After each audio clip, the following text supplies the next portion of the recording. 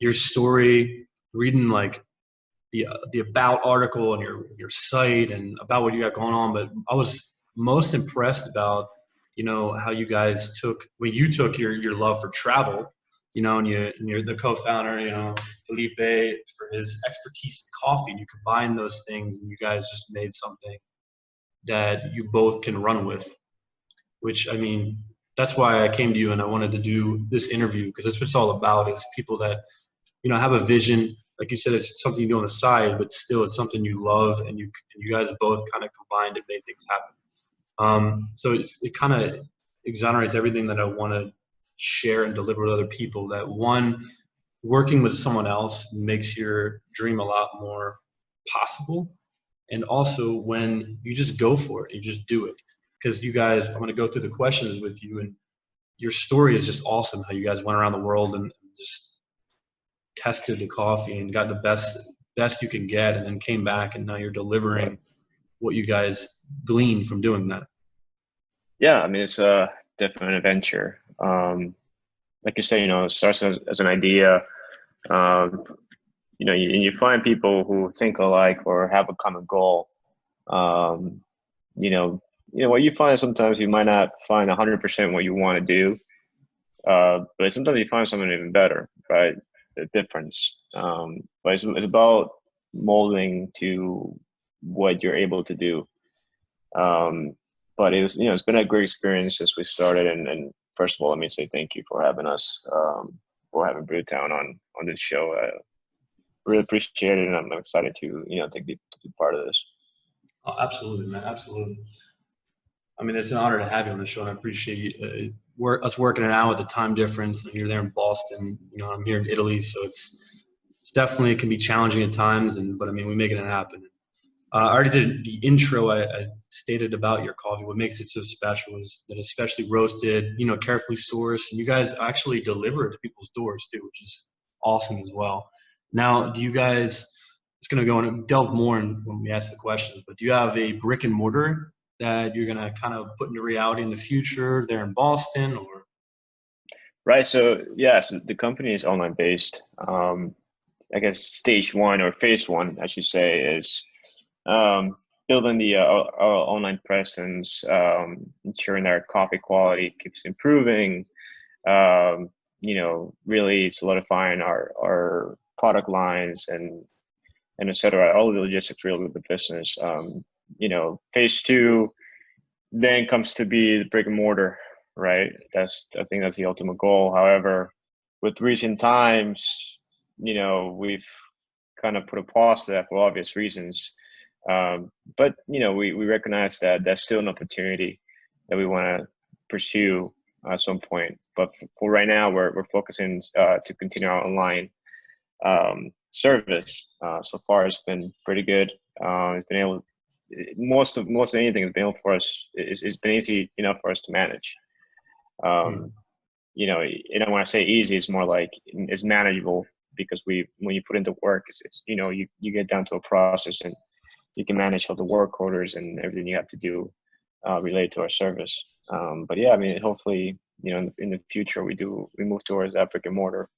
But like I said, nowadays we're just focused on seeing how everything evolves, because unfortunately a lot of brick and mortar stores, not just food but retail, etc., has taken a big hit, and that is really scaring a lot of people maybe away from that brick and mortar option.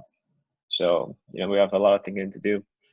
Oh, absolutely. And I think you're in a good seat doing the online. I think that's where everything's going to begin with. Even the big name companies in every industry, not just the food and drink industries, but everyone's going online. And that's when that shift is not only going to bring you success, but your motto being community centered, you're offering people, what the world has loved from the dawn of time, and they still do. So it's something that, as lucrative as, say, law or medicine, that is always going to be a demand for. People are not just going to stop liking coffee and what coffee does, which is bring people together. And that's the whole idea of the cafe. And no matter if you're online or not, I know in your social media, and I'm going to share that when I share this on the site, you are sharing the travels and the things you love and other people in travel. I know I shared with you when I was in Prochira. And it's just amazing that you still, even on an online structure, you're still connecting people, which is great. I mean, you're standing true with your motto and everything you want to put forth. And it's just really cool to follow other people that are traveling, and including yourself.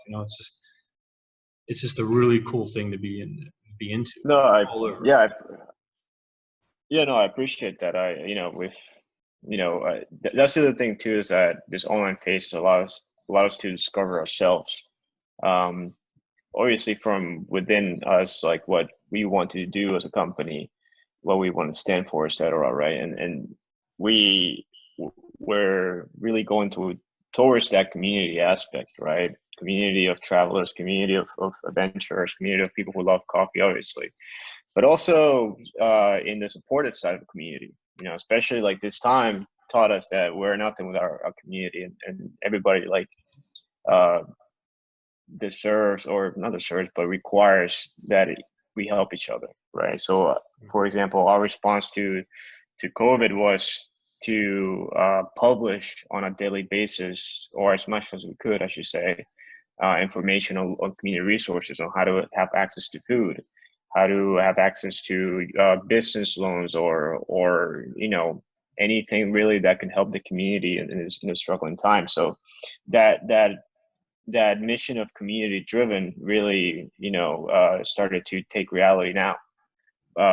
And it's not just the travel or the other fun parts, but it's also being helpful within the community and represent that for them. So that's really, it's been a I guess the silver lining for this current times is that we found a way to bring the community in and provide resources, even if we're not the ones actually providing those resources, at least making them knowledgeable of those resources that are available to them. A lot of people are struggling, so social media is a good way to communicate those resources. So Mm. No, absolutely, and that what you just said resonates with, your mission statement. I was going to read it verbatim here for Brewtown, is to promote world citizens and to be ambassadors to coffee producing communities around the world. We want to be your coffee of choice and join you in your next adventure. Connect with us on social media, and we'll help you share your adventure with our community of travelers. That's awesome. That's exactly what you're saying. I mean, that's what you do on your social media page nonstop, and the questions you ask. I like the surveys you do, and people are asking questions, being engaged with different areas and things about coffee. Or I know you did one recently with Boston. And it's just I just love it, man. And that's something that I wish that more companies would do, but that's what makes yours so unique. And you're using coffee, like you said, to bring people from all around the world together through an online base, which everyone's doing that anyway on social media. So it's even better that you're monetizing that, and you're also helping people, especially in a time as negative as now with COVID and everything. So, your mission is definitely an awesome mission. And I know we spent some time on deployments where we first met in Somerset, and it's kind of an instant connection because we both share that insatiable love for travel and adventure. We were always like talking about the next port. And I know we didn't really have as many as we wanted on that deployment, but even the talking about it kind of got the engines revving, and it still does that with people, just travel and that connection. You need that in life.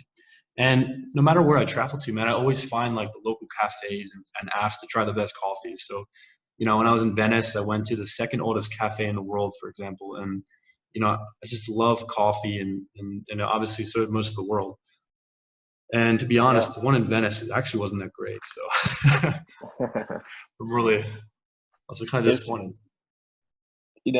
going back to what you said about, well, our mission statements promoting world citizens. We truly believe in that, in creating, going back to community, right? It's like you're creating a world that hopefully is better, right?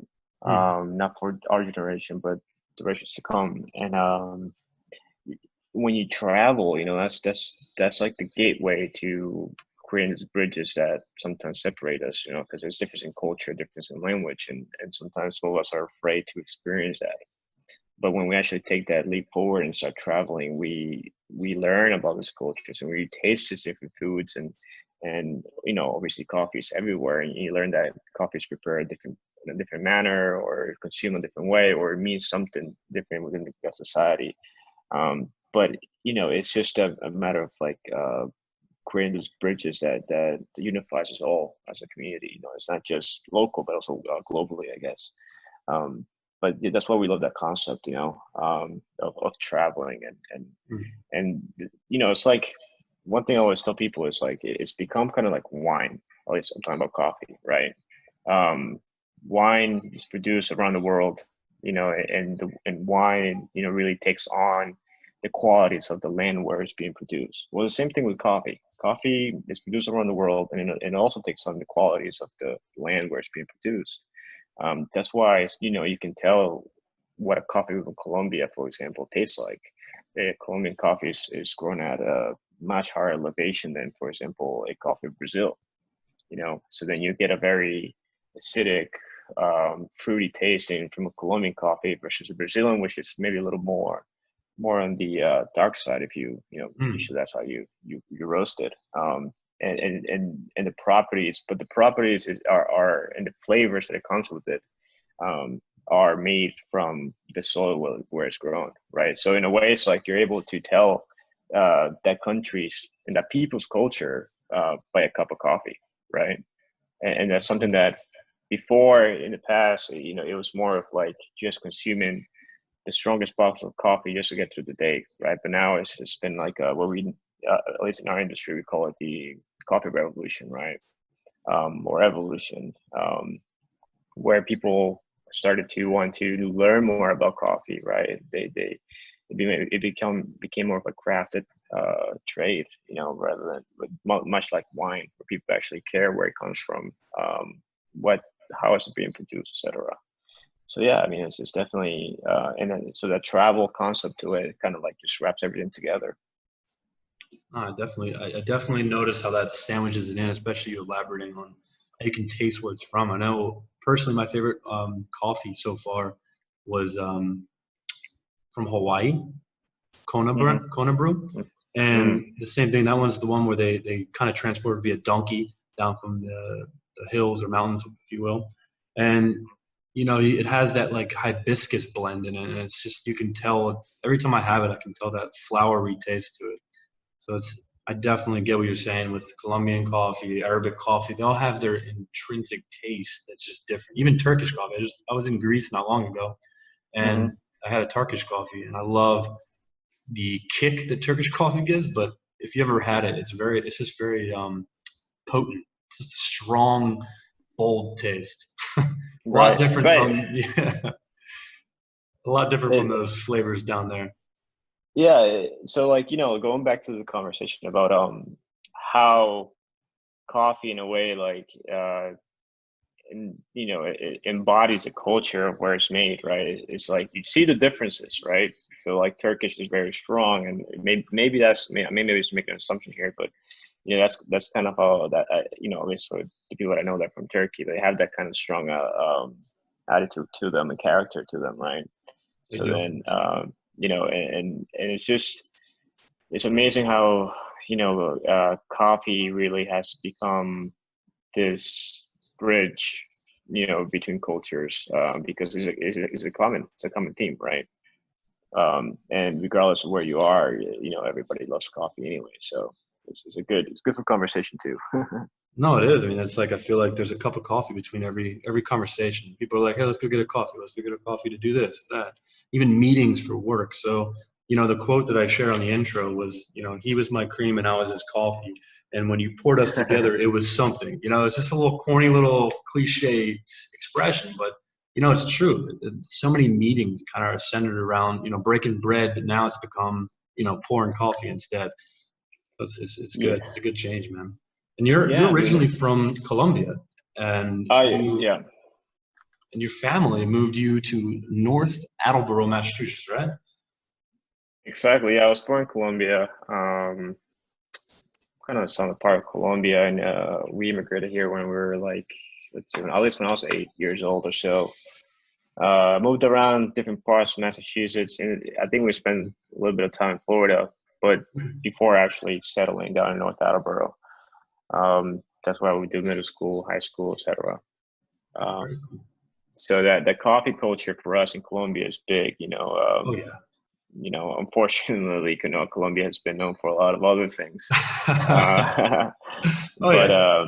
yeah, but no, for us, it's coffee is that way to tell a real story, right? That's why I keep going back to how coffee can tell you the story and history about a particular culture, right? And coffee's been like that alternative, to, like, for example, the cocaine problem, etc.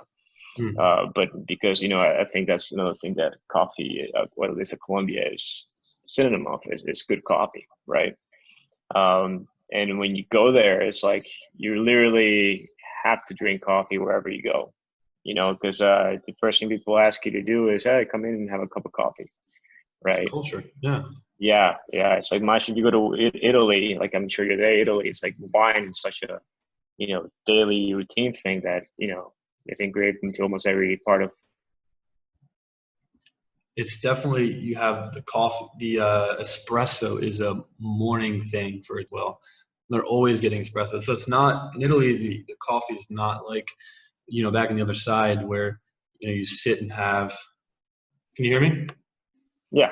Okay. Where you sit and have like a coffee for a while. It's kind of like you take a shot basically. They take their espresso and they go on with their day. So it's different in different cities, but here in Napoli especially, it's like a shooter, man. You just walk in, they ask for it like real fast and Neapolitan, and then they just kind of walk on to their day. So it's definitely a culture thing there. The wine is, like you said, is where they'll sit down for like 3 hours Hmm. and share wine and have like 3 course meals. It's great. Yeah.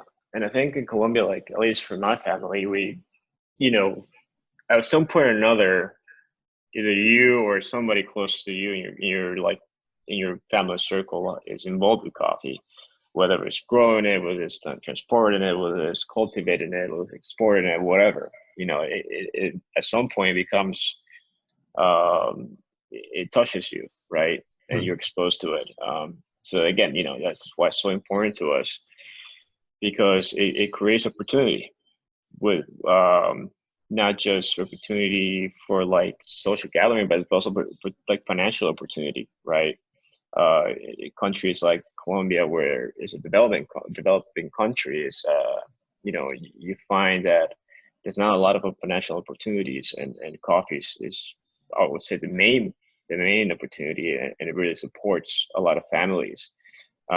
So if I guess what I'm going with this is that that's why Colombian coffee is so good, right? Or at least it's ranked so high up, because they really take care of it to make sure that they export only the best coffee. And then, so with that, we took that on our account when we went out looking for coffee around the world, and we really looked for that the best possible quality of coffee to export, because we wanted to export the best of each country, excuse me. And so when you buy coffee from us, that's what you find is a curated list of the best coffees that we found. That's amazing. That's another what I wanted to kind of ask you more on. You really inspired me how you guys went down there and traveled throughout the continent and submersed yourself in that coffee culture, if you will. And I want to like tell me about how that experience was. I know like adventure to adventure, you love the travel part as well. But what was the Hmm. most exciting parts for you about that experience traveling around? You know, the most exciting part was like discovering the impact that coffee has, Hmm. at all levels, right? Um, from the farmer, uh, and how it impacts their ability to provide for their family members, to even the larger, I guess, companies where, you know, that trickles down too. They're able to provide opportunity for a lot of other people. Um, and it's just a simple sharing that it all starts with. That's what amazes me, is it's a simple sharing that starts with. Um, but then on a macro level, when you step outside and you look from a macro level, it's one of the most commonly traded commodities around the world, right? But the impact that and the possibility of the impact that it has on the world and on communities is what really impressed me. And how, regardless of where you go in the world, you are able to see that impact, right? Mm. in the different communities. No, that's amazing, man.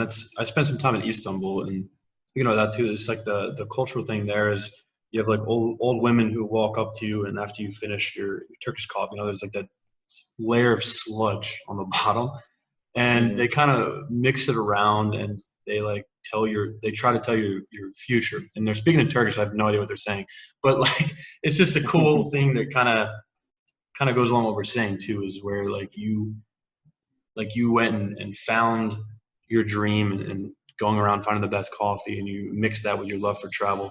So I kind of like how they use coffee there too as a way to kind of foretell, you know, someone's, even though it's like fortune tell, it's still kind of the forward thinking is really cool how they embrace it into their culture as well. So it's cool, like different areas do different things, but it's always surrounded by that Right. that same atmosphere, aura, if you will.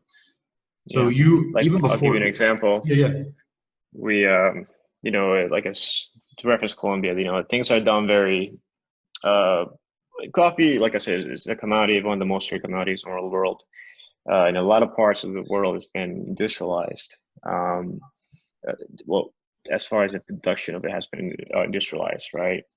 Um, and that you can argue either that could detract from the quality, some say that might add to the quality, etc. But the point I'm making is that in Colombia, for example, they still pick the coffee by hand, right? Versus having a machine do it, right? And you know, there's various reasons as to why. One of them is because the coffee is grown majority in volcanic soil, so you find in mountain ranges, right? So mm, it's very hard to get a machine out there in that kind of slope and make that something that's a repeatable process. So they really depend on farmers, local farmers, to go in there and actually pick the coffee, and not only that, but they know what cherries to pick and when, right? And when I went out there first time, I saw all those cherry trees. I mean, it's like I have no idea what was ready to be picked or not. yes, it's got to be a little And for complicated. You got to be an them, expert. yeah, and when you see them do it, it's just like pick, pick, pick, pick, like a, you know, even better than a machine. But the reason they do that is because, again, you know, they really care about it, and yeah, they care about the way they do it. Is a method that's been used for, God, I don't know, for many years. It goes back different generations, and but they still hold true to it because at the end of the day, they produce quality, right? Mm. So that's just been, you know, something I want to touch on. No, it's amazing, man. I think that kind of rings true with kind of everything when it comes to dreams. Is when you do something you love, you know, you give more attention to it, you become an expert at it, and you produce better material. Whatever you're trying to accomplish is going to be better all around because you're infusing it with passion. And I think where you find passion, you find progress. And clearly, you know, you've shown that with what you're doing. And you know, you've obviously seen struggle at some points, and we've talked about it back in your family with moving from Colombia and even further. You pursued Hmm. college for a while before a management degree per se, right? And you discovered it wasn't for you, and then you enlisted in the military. You know, Hmm. that was a cool experience for you. I've talked to you about that, you know. And how overall, how has this reached your dream, kind of doing the college thing? Now you're doing your master's in a different degree. So looking back, like what are these things, these challenges that you've endured and overcome, the trial and error process? What can you take away from that that has helped you kind of work to become the man you are today and to have opened the door to this dream that you get to live? So, you know, for me, it's always been like, um, what else can you do? That's the question that I always ask myself after I do something, right? And it's not so much that you're not satisfied with what you're doing, but it's just like you have like a fire inside of you that just wants that pushes you to do more, right? And that's really what it's been. It's like, what else can I do? And you do that at different levels, right? On a daily basis or overall. You know, as you mentioned, I started with in school in Boston, and I was working on a marketing management degree.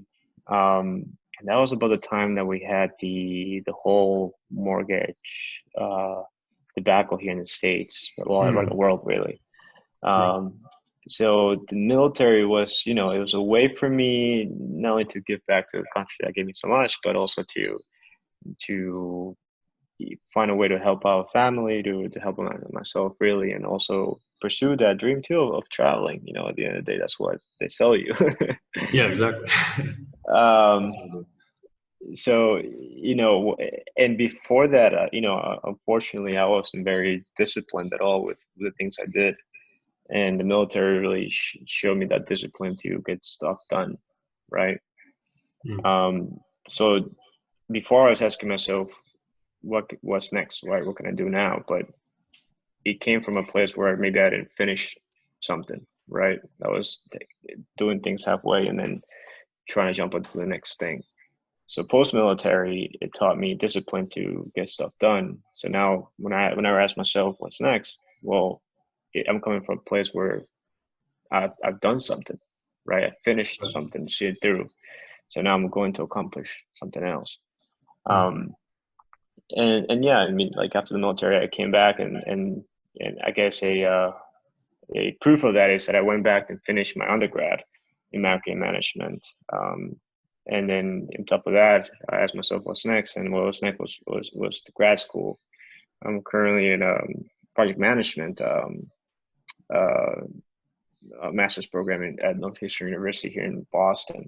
And the reason why I chose that, thank you. The reason why I chose that is because it's exactly that. It's exactly finishing where you start, right, and ensuring that you do within the scope that is appropriate for the project that you're working on, right? So and going back to what I said about what's next is because I realized I'm a person that likes to do projects, right? Small or large, whatever they may be. And project management and the military gave me that structure. Well, the military gave me the discipline, and project management is giving me the structure of how to make sure that I get that start to finish kind of mentality, right? And I think that's very important. A lot of people have great ideas and have passions in many things, and that's okay, right? But the problem is when you don't have the passion to see it through, right? That's when you get lost. So I guess that's a very long answer to your question, but yeah. No, man, I appreciate it, and I mean that's what it's key, and it's a perfect answer to what I kind of wanted to give people listening is, advice to have the courage to try new things, and not only that, but to have the consistency to walk away from one thing that doesn't work, and then to try again, have the courage to try again, to do something else that may work. It's like trying keys in a door, and like going on what you said, I kind of look at it as, make your dream or your life like a garden, right? A lot of people treat their dreams and with this Tylenol effect, with instant gratification, where they plant a seed and they expect it to become a tree overnight, where that's not the case. You have your dreams a garden. You have to give it sun, give it water, take care of it and nurture it.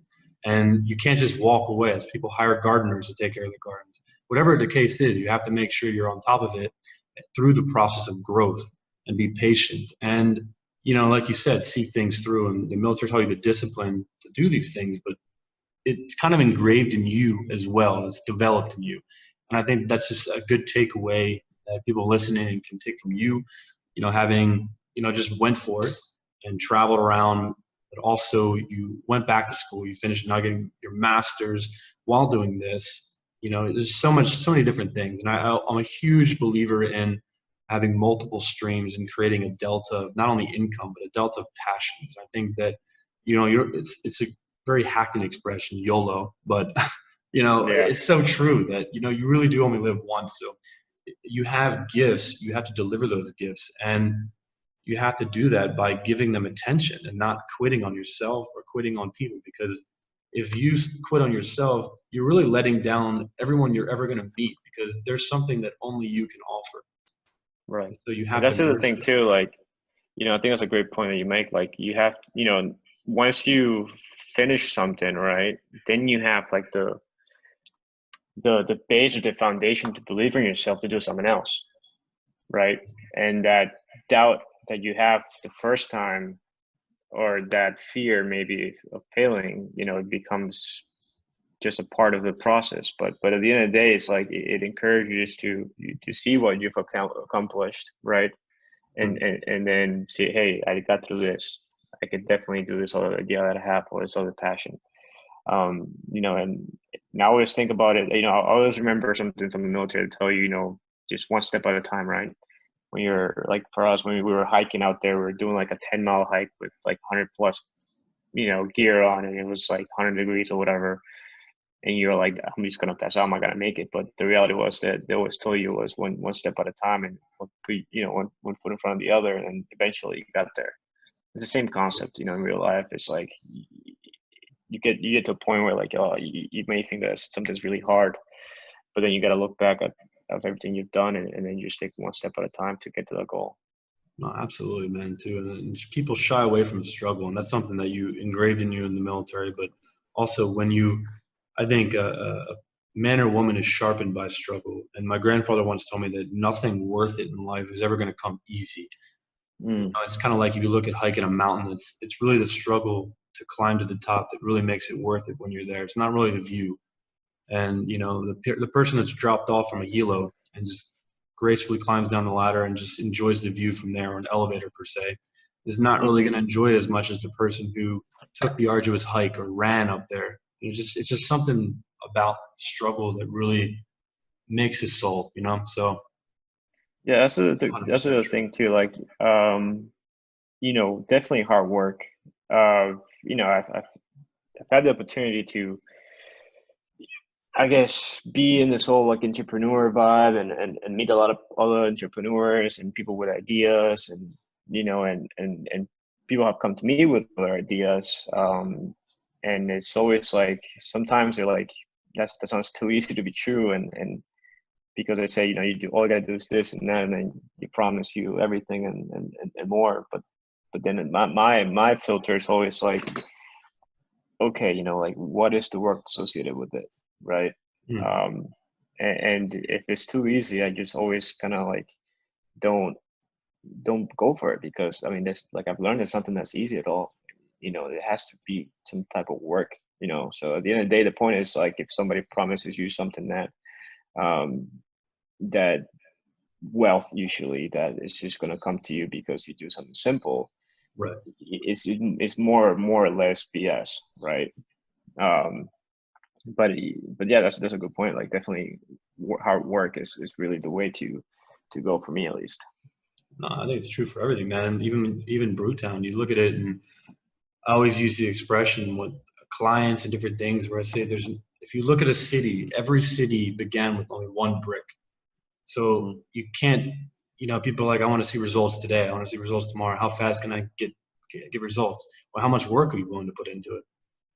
Like, where are Right. you starting from? You have to have if you don't plan, you plan to fail. You know, we all know that expression too. It's something else we're taught to always have a plan of execution before you execute. Otherwise, you're kind of shooting into a barrel with nothing on the other side. So it's just so important to have that mindset, man. And it's kind of refreshing to hear your story and that you kind of accomplished that, and that growth from where you said you struggled with doing that and finishing things, and now you have adapted and conquered and overcome and become a person now that you've finished through and then some. You're now exceeding that, which I think that becomes a contagious thing for yourself, where you get that taste and then you just continue it. And speaking of that, you know, you have developed a partnership with Brewtown. You know, Felipe Bonilla is, you know, I'm kind of curious in how Mm-hmm. this partnership came to be. If you guys are friends prior, and you know, I read his bio as well, and I was very impressed with his story and his goals to educate, support the local coffee producers. And Yeah. you know, he comes from the same background as you in Colombia. You know, his family, if I read correctly, actually worked in the coffee industry even. So it's an awesome partnership you guys got going on. And you know, I just took a class on business and stuff about different partnerships. I'm very curious to see where you guys kind of came together. Yeah. Yeah. You know, I guess one thing I learned about partnerships is that you're looking for somebody that has something that you might be missing, right? Or something that they can bring to the table that you can't for X or Y reason, right? And for us, it was he had the expertise in the coffee, right? He knew what types of coffee were good, what was not good, what type of practice is good, etc. Right? All the ins and outs of the coffee industry. He's been in there. He's been there, done that for years. Um, so his background in specifically in the coffee industry, right, was my complement to the lack of knowledge in the industry, right? Hmm. So like for me, I come from like a marketing and management background. So like I could make a company, I could build a company, I could run a company, I can do the marketing for it. But and obviously I love to travel and I love coffee, but I was really lacking, the expertise, right? Because I mean, it's not as simple as ordering 100 pounds of coffee, right, from X or Y country, right? It's not just that simple. You have to think about um, the whole exportation process, which is a nightmare, right? Right. Of You have to course. think about different like exportation codes that what are different, a lot of different standards, industry standards that I used to know, and maybe I could have found out, but it would have taken me twice the time to figure that out, and maybe not done it so effectively or efficiently at first. And he had that knowledge, right? So he was like our quality measure for coffee, for the coffee that we're producing and or that we're providing our consumers. Hmm. So again, so yeah, that was his compliment to the partnership, and I really value that because um, we are able to provide very good quality coffee to our consumers, and that's because of his knowledge. No, that's amazing, man. I mean, and that's the that's what you want. I think that a lot of people nowadays, they want to get things done fast and they want to do it alone, and they kind of lose the whole idea of partnership or mentorship or just humility in general. It's Dwayne Johnson says, "Be the hungriest and most humble person in the room." And I think that's something a lot of people don't take away these days. And I think it takes a certain humility to accept other people's advice and to be the kind of person that's not a glass half empty or half full, to be the kind of person that consumes what's in the glass and then waits for more and lets other Yeah. people kind of teach them. Basically, like Socrates says, all I know is I know nothing. Kind of have that mentality with life. So it's cool that you guys have that kind of ebb and flow together and you kind of offer different things. Yeah, And and in like you, business yeah.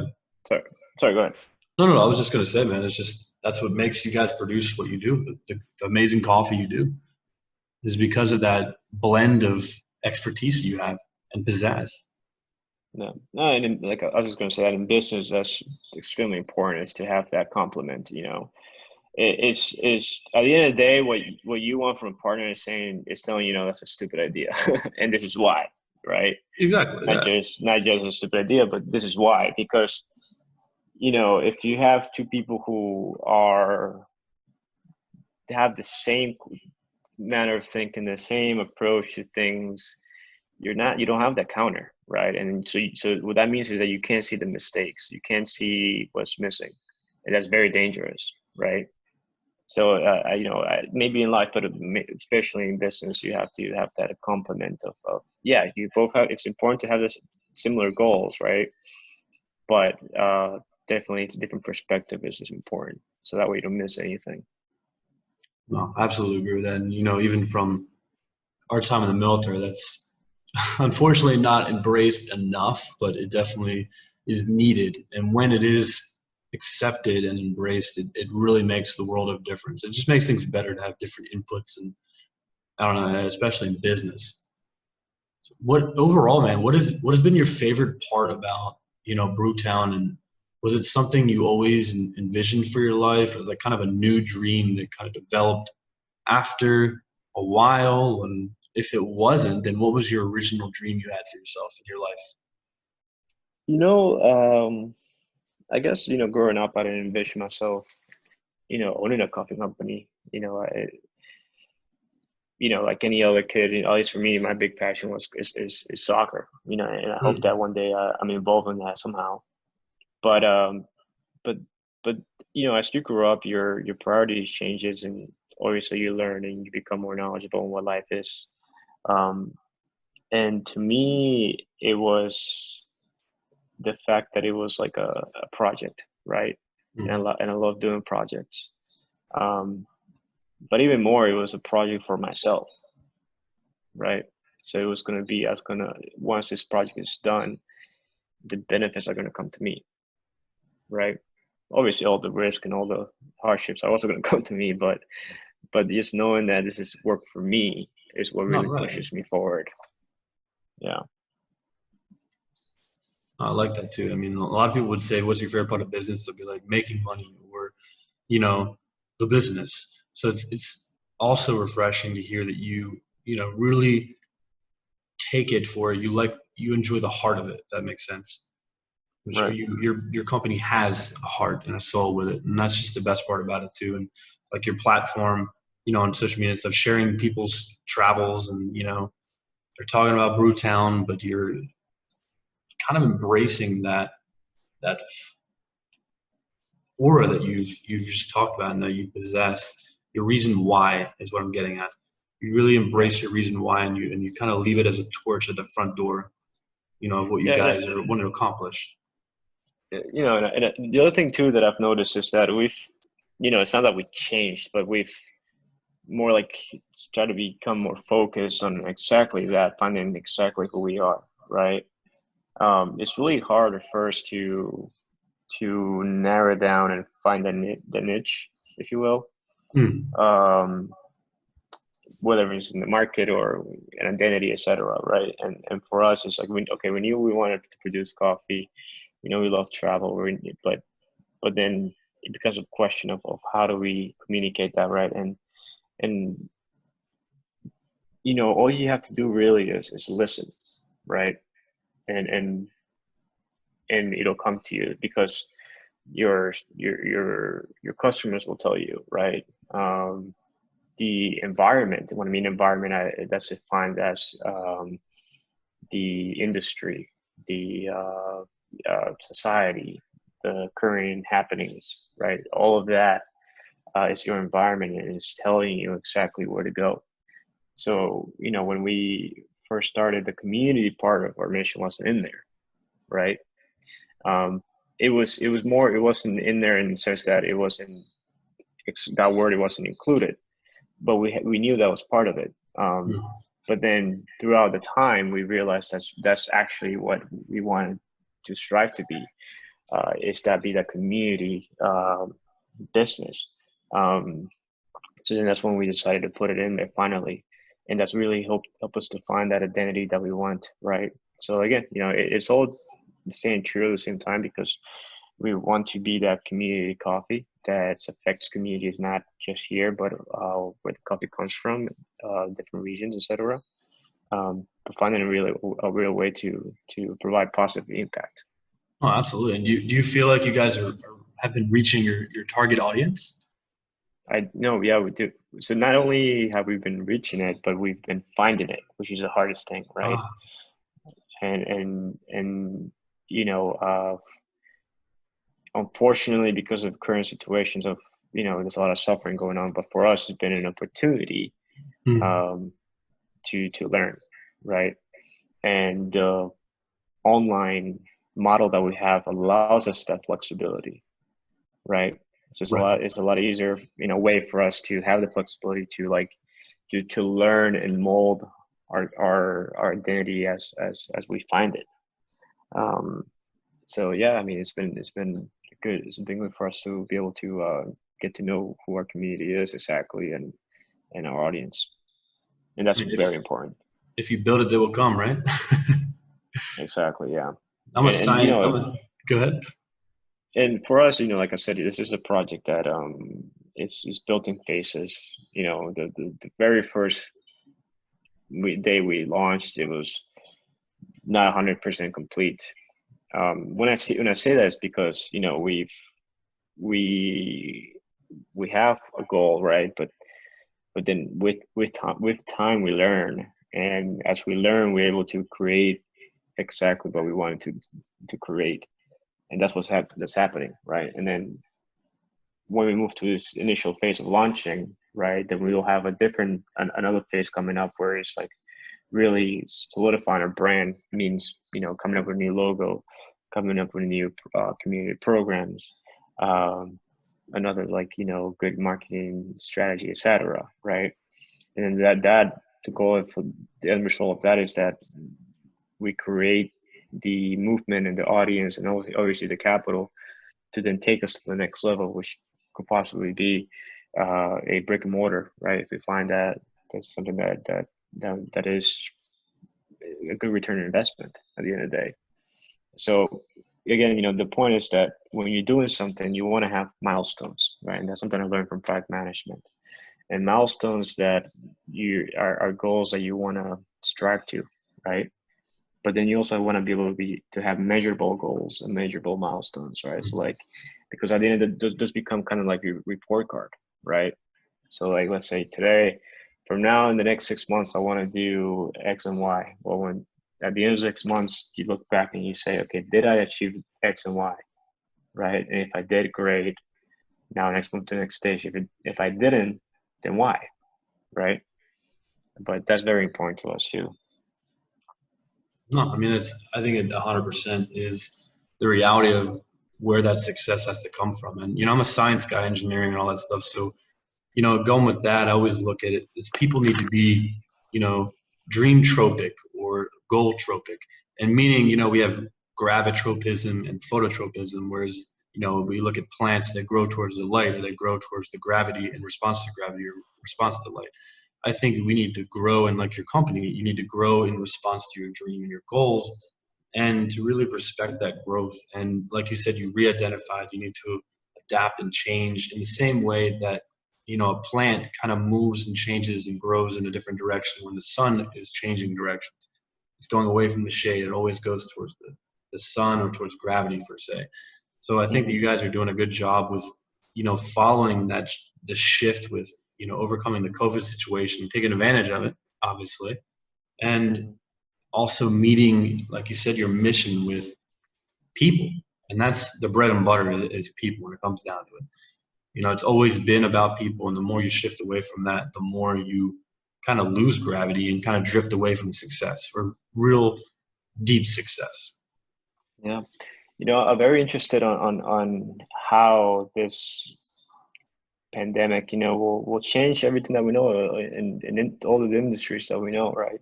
It's definitely going to have, it already has an effect on it, but I'm interested to see the long lasting effect that it will have. And for example, clubs, right now they're not even open, right? God knows when they're going to be able to open again. I guess going back to coffee, like, is brick and mortar coffee shops are they going to be a good investment or not? Right. I think that's a big question for a lot of people, especially people who already have brick and mortar coffee shops. And it's hard to answer that, right? Prior to this, I think you said at the beginning that everything's moving online, and that's very true, right? But another trend that we were starting to see was that people want to have that physical option, right? Because it creates community, it creates a type of interaction, an experience, really. Exactly. Right? And that's very important to people, especially in business. If you can provide an experience to people apart from a product, that is gold, right? So that's going to be interesting to see how things change from now in the near future. Man, I am too, because that's the same kind of thing. I've had a shift with my clients. I think I have 2 clients now I meet physically, and used to have 12.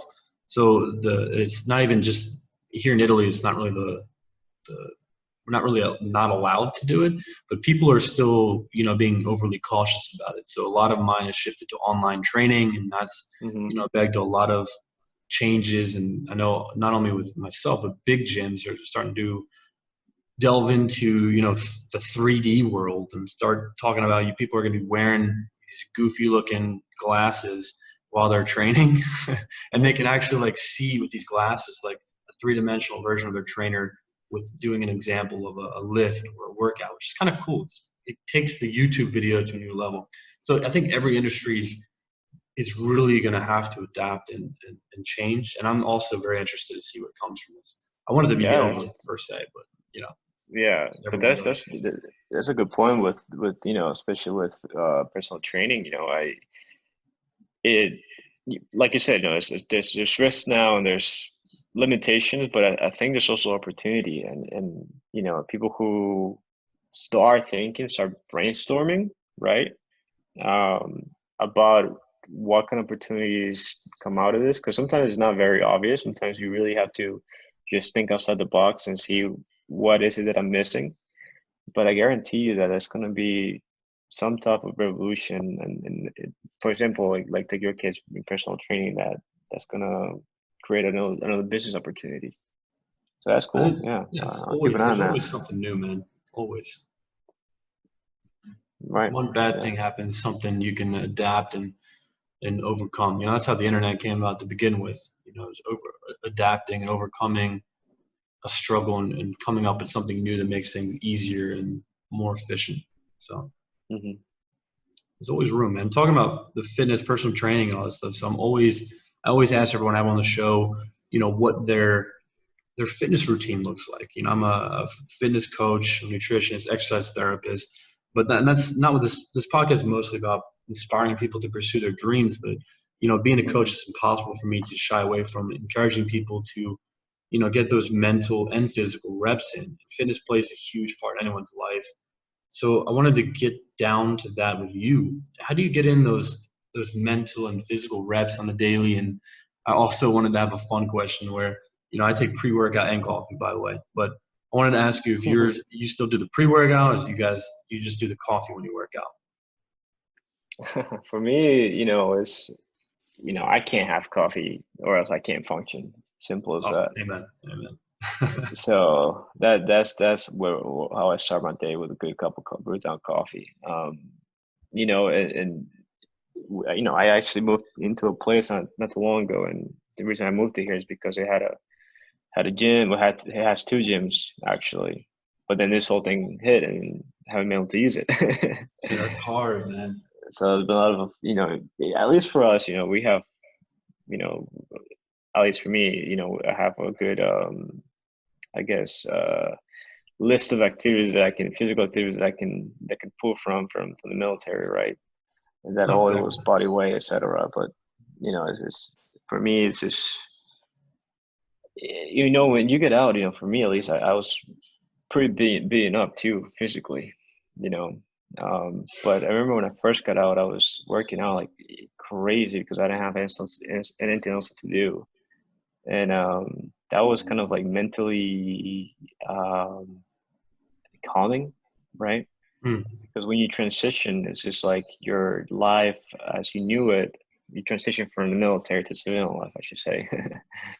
Your life as you knew it, it just stops, right?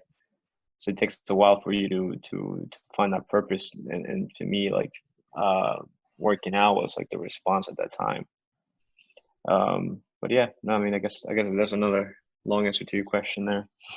No, it's good, man. I'm glad to hear you're still kicking it, and working out and getting those reps, and that's kind of key too. Is like I talked about my industry kind of going online. It's cool to still be able to offer people that can't get to a gym um, insights like new cool workouts. I've invented some workouts on my own, and it's nice to be able to open the door for people to kind of encourage them to.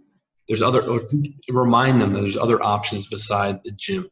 You Right. don't necessarily need it per se to stay healthy, which is it's good. Yeah, like for me, what's the last year I did a half marathon here in Boston. That was that was pretty interesting. They're rough, man. They're pretty hard. It's a good workout though. Yeah, yeah, and it wasn't like flat. It was actually a couple hills there and here and there. But the next thing I want to do, and we'll see if this actually happens because I haven't really trained for this, but there's a trail you could take from the city of Boston, and you can ride a bike all the way up to the Cape. Oh I don't know wow, if that you sounds heard of Cape beautiful too. Cod. It's like 100 and something miles. Probably take you like 2 or 3 days to do. But it's something that my girlfriend's friend kind of mentioned to us, and I looked into it, and I was like, "Wow, this is actually pretty cool." So I want to do that, and and kind of do a little promotion too for Brewtown at the same time. You know, my idea is to kind of like find coffee shops throughout, right? Throughout the trail, and kind of like visit them and see how they do coffee here in Massachusetts. No, that'd be awesome too, man. I gotta post that and follow it through and keep me updated with the training too, man. I'd be happy to send some tips. I've worked with some people that are, marathon bikers, so I know how that training is. It's a lot of eating too, like meal prepping, packing food on the trail, especially those 2-day ones. So yeah, for sure. When I did the half marathon, I was like, when I finished, I was hungry the whole day. I think I ate like almost every like 2 hours. yeah, man, it's like it's crazy when you're actually working out and stuff. You feel your body really saying it needs the nutrition. It's just you feel it leaving you and you feel it coming back. It's pretty cool feeling when you actually listen to it and you're putting it to the test. So I hope you do it, man. That's awesome. Yeah. So kind of bringing us back here before we go off the rails. But I love what you're doing with this podcast. I think definitely encouraging people to chase their dreams, whatever they may be, whether it's business, whether it's just doing something, or like chasing a new career, or whatever it is that fulfills them is very important. And to be honest, with the best advice I could give people is just to do it, right? But to do it and finish it. And don't be afraid to fail, because if you do fail, at least you can say you did it, and it's a lesson learned, right? But the homework there is that next time you do something else, it's like, don't make the same mistakes, right? Like, it's okay to fail, but make sure you don't fail again in the same way, at least.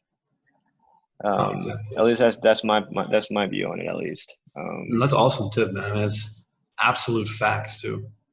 The last part too, I think, is it hones in on, and I hear your responses and everything you're really telling me is the finish part. It's powerful, and it sounds so simple, but it's something I think everyone needs to hear. Yeah, I think that's the hardest thing to do is finish. Because everybody will sit there and come up with a million ideas, but once you start going, it's like, oh man, like it's a mountain, right? But like we said at the beginning, it's like one foot in front of the other. You like you said too about that. Before you know it, you're just there. Right. You're doing, but it's also important, I think, to enjoy those steps you're taking. Find the enjoyment and that gratitude in the journey. I'll give you an example. Like, at least, let me know when we're up on time. I don't want to keep you, but no, you're good, man. So with coffee, right? With Brewtown, so what you see as a consumer, as at the end of the day, is you see a brewed cup of coffee, right, in your home. And then I guess that's the final product, right? But then before that, so many things have to happen, and all those things had to be in place or put in place by us, right? From the sourcing of the coffee, you have to find the right partners to make sure you get the coffee in, the right coffee, and the coffee that's ethically sourced too, right? For us, that's very important, is that the coffee is coming from families that receiving their return investment, and their investment is usually time and sacrifice, and etc. Right? So we want to make sure to get that return that's fair. Then from there is finding the roasters, right? The roasters and making sure they're roasting the coffee according to your need, to the profiles you create. A profile is like how you want this coffee to be roasted, right? And the way, if you will, that's prepared, kind of like the recipe, right? And then on top of that, we had to like set up the whole system online that was able. That's not only works, but it's also safe, right? That could handle all the transactions at all times. And then the combination of all that and all that work is what led to that final product, which is that coffee that you enjoyed at your home. No, that's amazing. I was very interested in hearing about how the whole process of how the magic happens with how you guys you have many options you offer. And, I read your favorites, the Colombian single origin coffee. And, it's just, that sounds like a lot of work that goes into every cup. You know, I think we do take the grounds for granted. When I just put it Hmm. into my machine, and in less than 15 minutes, I have like a whole pot of coffee there. But Yeah. you don't So even think so about it. right. You know, for I mean, for us, it's all about the freshness of the coffee, right? That's what one of the things that sets us apart is that we don't roast the coffee until you order it, right? So it's not like roasted coffee that's been sitting there for God knows how long, 15 days or even more. That's usually what happens in your in a grocery store. You Hmm. go in there and that coffee's been sitting there for at least 2 weeks in some cases, right? And what happens is that coffee loses its value, its property, its quality if it's been sitting around for too long. So if usually you'll buy a coffee from a grocery store and it's just doesn't taste as good as it should. Um, but for us, is that when you go online, we want to make sure that you're able to pick the kind of coffee you want. Um, we want to teach you about the coffee that you're picking, but also kind of tell you a little bit about the story, right? About where it's coming from. Um, and then, that you have to understand that people who consume coffee, there's different levels, right? There's the people who just consume it on a daily basis, and people who are really really into the craft of it. Um, so that's why we have the options of you can order as a standard grind, a espresso, or you can actually order it whole beans, right? Whole bean is for those people who like to order a whole bean and actually grind them themselves and do the whole process, and that's pretty cool. At least for me, because that's what I like doing. I like to order whole bean and grind it myself, etc. Right? Um, and then we want to make sure that our website and our coffee had the flexibility. So, anyways, going back to what I said about once you order the coffee, that's when we roast the coffee, and then usually you get it between 5 to 7 days, and you can get it anywhere in the United States. It gets directly mailed to you. And all you got to do is just open it and brew it. That's amazing, man. Like I told you, I can't wait to try it, and gotta figure out how to get me some out here, man. Yeah, for sure. I'll make sure I got to send you some. We sent some to a couple of buddies of mine that are in Kandahar right now, actually. Oh wow, okay, yeah. So if you get Yeah. it there, you could definitely get it here. Oh yeah, for sure. Absolutely. But yeah, so we'll make that happen. But yeah. Anyways, but that's kind of how it works. You order it, we roast it, and then we deliver it to you. Um, and then when you get it, it's been like no more than 5 days after it's been roasted, which is just like the right time for it to for it to be consumed. Usually, like once you roast it, you'll see that it's pretty gassy kind of because it's been freshly roasted, right? So like what happens is that when you roast the coffee, you're literally kind of burning the bean, Right. and it when you're talking about low to medium to dark roast, right? It's all depending on how long you roast it for, right? So if you roast it for less time, then it's a low uh, uh, to medium roast, and then for more 15 minutes over, that would be like a dark roast, right? And so the selection that we have in our website is it's kind of we make sure we have a variety, right? And usually, like our Brewtime blends are the ones that are more towards the darkest coffee, right? Uh, you should at the beginning I kind of mentioned something about this revolution of coffee that happened where like people were used to just drinking really dark coffee and that's all they drank, right? Just to get through the day. And then people started adding the milk and creating all this latte where the reality is that you probably drink 90% milk and like, the remaining is coffee. Exactly. Um, but then slowly people started going away from that and then, actually caring about where the coffee came from. So now people are using less milk and consuming more just coffee on its own. I consume it black, without sugar or any milk or dairy products, just because that's how you get all the properties out of it, right? All the taste out of it. And that's what our Brewtown coffee is able to do. For example, like coffee from Dunkin' Donuts is they use a bean that's usually like Katura called, or that is like of the lowest quality, right? Because it's the lowest quality, so you can mass produce it. Exactly. So it's And less. then right, and people who buy this because you're not used to you're not used to expecting a coffee to have flavors, etc., aromas, etc., right? So most likely because of its low quality, then they roast it really dark, right? Because at the end of the day, you're gonna add like 90-80% milk. So you're never gonna taste the actual coffee. You're just gonna taste the milk and the combination, which is really good anyways. I mean, nothing against that, right? But then for us, our coffee is actually what's called specialty coffee, right? Where if you were to drink it straight, it's like you will get a combination of flavors, right? Some of them come with like cinnamon, vanilla, cacao, which is like chocolate, and etc. Right? Because that's when coffee is grown.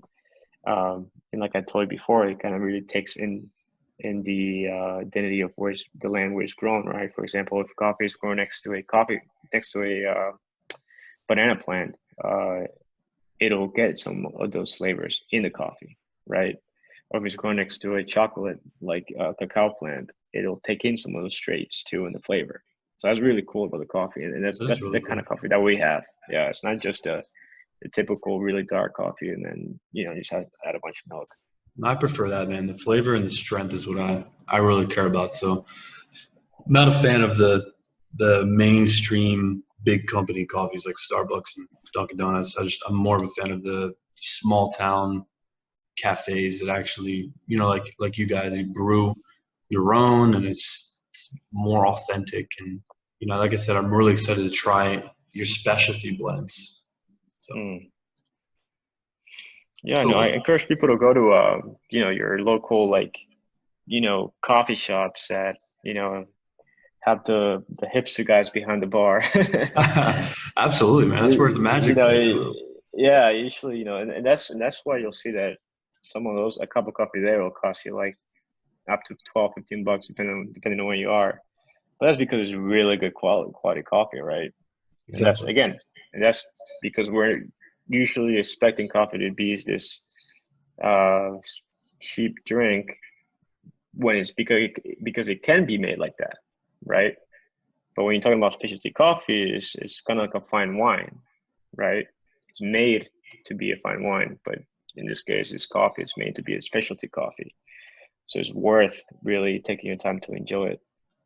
No, I love that, man. That kind of goes back to the culture of what you guys are bringing about, creating a community around every cup. So that's amazing, man. I have the last three questions I have are just questions that I ask everyone I interview, and they're kind of outside of the conversation we've been having, which I've enjoyed thoroughly. And this is more on personal base.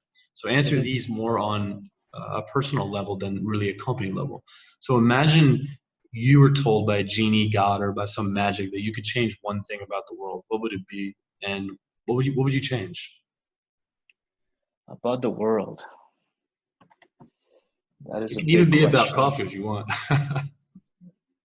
Now I'll take you up on the big world question. One thing I would take away. Well, I mean, there's a lot of things I would take away, but let's see.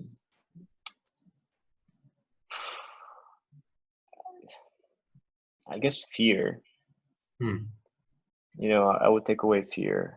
I see where fear is good sometimes, but fear really prevents us from doing things that we want to do, right? And to me, doing what I want to do is very important. No, I agree with Um, that. and it's not just like doing things. So okay, let me define doing things. I guess I'm thinking about traveling, right? Trying food, learning about somebody else's culture, right? I think today in this world, we live in a world that is filled with fear, and people are scared to learn about the cultures, right? Are scared to learn about to try foods because it's not what they're used to, right? Hmm. So then that creates all the secondary effects that really build walls in our society, right? And I feel like sometimes that's because of fear. And if we didn't have fear, then we wouldn't be building those walls. We'd be building bridges instead. No, I 100% agree with that, man. I think it's a lot of misplaced fear. I think fear in its origin it's really for, the fight or flight reflex is for, legitimate fears. And I think now, given, modernity, for example, has created this wrong sense of fear that, like you said, it inhibits people from doing things they're meant to do or following their dreams or experiencing things, accepting things, etc. And it's in my own life. I think everyone experiences it, but it comes down to just a biological effect that, I mean, if you took that away, like you said, that aspect, that wrong sense of fear, man, I think a lot more people would be fulfilling their dream, and I think we'd be living in a different world today. Oh, for sure. That's a good answer, man.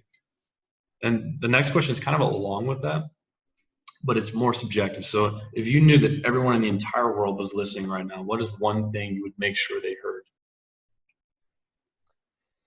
One thing that they made sure they heard, like about me, or like what do you mean?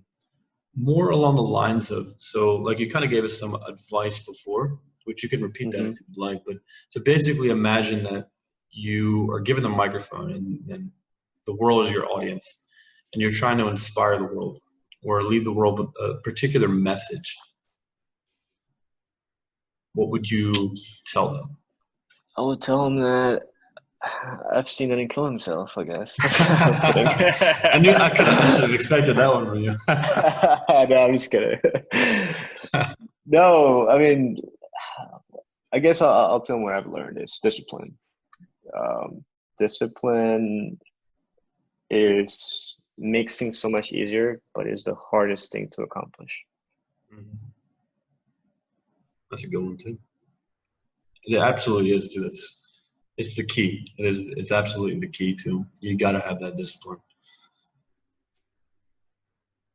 It's like the thread that holds things together. Then the last question I have, man, it's really, you kind of answered a little bit. You're working out, but it's more or less, routine. So not only working out like a fitness routine, but like your regimen. So for me, I like to wake up and write out my goals. If not in the morning, the night before, I have something inspiring that I read or take in, and then I kind of progress from there, like breakfast, workout, et cetera, et cetera. So do you have like a routine that you follow, or is yours kind of like more flowy where it kind of changes day to day? I mean, it changes day by day because of what I do. I right now, like I said, my day job is it's a day job that I took because this is a huge undertaking. I work with the state of Massachusetts, and we're building this awesome program for the community.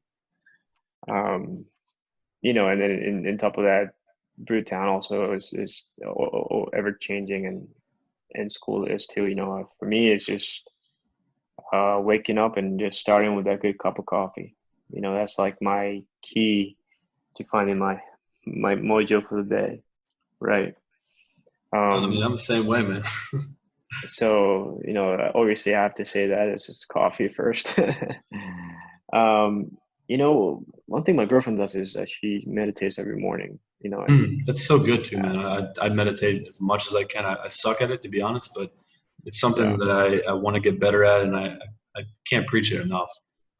Yeah, but for me, I probably should try it, but I just don't have the mental, like, I don't know what's we're looking for. It's like once I wake up, it's like let's go.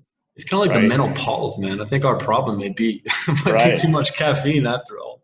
That's probably what. But the thing is, like, I wake up and I'm just like, let's go, and like I have all types of energy, and like, the reason she said I probably started meditating is because I annoy her too much in the morning, and she needs to find her peace. But to me, it's just like the routine I would say is just wake up, drink a cup of coffee, and find an inspiration to accomplish your goals for the day. Oh, that's powerful, man. I am the same way. I'm kind of like that monkey that needs to get wound up before he's clapping the cymbals together. When I get my coffee, that's me, and that's like my mind. I'm constantly like on power drive, and I think you said your girlfriend meditates. I think we can learn from our girlfriends a lot. Yeah, You got a good one. Yeah, yeah, I do. And for me, like it all goes back to the first thing I said is one step at a time. That is extremely important for me because, you know, during the day start at 9, or actually probably start before that, 8. Which doesn't sound too early, but to me it is. But I'm not done till like 11 or 12, right? And then I get some sleep and I'll do it all over again. But the point is that I do things one thing at a time, because if I look at my day, if I look at my calendar and I look at all the things that need to be done, it just gets overwhelming, right? Mm. But then what I do is I get in the mindset of like, okay, this is the first thing I got to do. I'm gonna finish that and attack it, right? And then I'm not even gonna see the rest of the things. I'm just gonna go one thing at a time,